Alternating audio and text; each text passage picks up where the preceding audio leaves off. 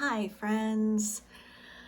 Okay, so this may be a little controversial, but like many people in the US, I have been processing the results of our recent election. So at the time of this recording, a couple weeks have gone by. Um, this idea started as just me writing in my journal, which I often do, and then many times my journal entries turn into posts for my blog, but this process can actually take quite some time, and I'm not rushing this. So by the time the blog post comes out, it could be well into 2025.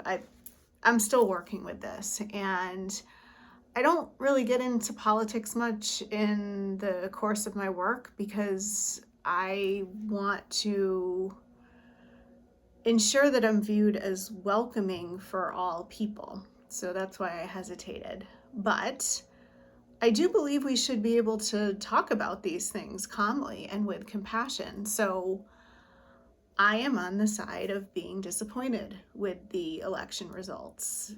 And I voted for the person that best aligns with my values, what's important to me. And some may accuse me of being political, and that's fine. I'm not here to make everyone happy. And to be honest, I've never really been a fan of the president-elect. I remember being about 10 years old in the late 80s. He was on TV blabbing about something, and I asked my dad who he was, and my dad told me, and I asked why people cared what he think, and my dad responded, well, he's rich. So that's interesting. We put so much value on the opinions of wealthy people. And you could argue if, he's self-made or was given a handout. I'm not going to get into that. So I want to share, my intention for doing this is to share some of the things that I'm doing to kind of survive what comes next. And one of those things is to limit my intake of news. So on all sides of this, we have very biased, in your face, 24-hour news sources. I am really doing my best to avoid those. I don't want to completely put my head in the sand, but I'm pretty much sticking to my local news, which kind of just delivers the news, the things that are important to know. I also think we all need to be careful about othering. And I've done this, you've done this, we've all done this, doesn't matter what side of things you are on. But when we start statements with those people, right, and making a broad generalization or having some sort of, whether it's conscious or not, bias that our group is dominant to the other. And I think a lot of political candidates get as far as they get by othering and spreading fear. And we're all human. We all want the same things. We want to feel safe. We want to belong. We need to eat, right? We need to have shelter.